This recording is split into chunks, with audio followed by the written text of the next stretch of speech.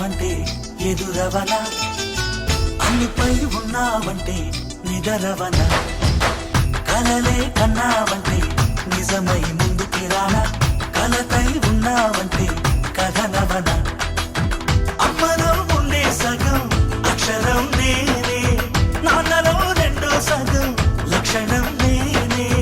అమ్మ తోడు నాన్న తోడు అన్ని నీకు అన్నే చూడు, చెల్లిపోని బంధం నేనమ్మా చిటి చెల్లెమ్మా, వెళ్ళిపోని చుట్టం నేనే.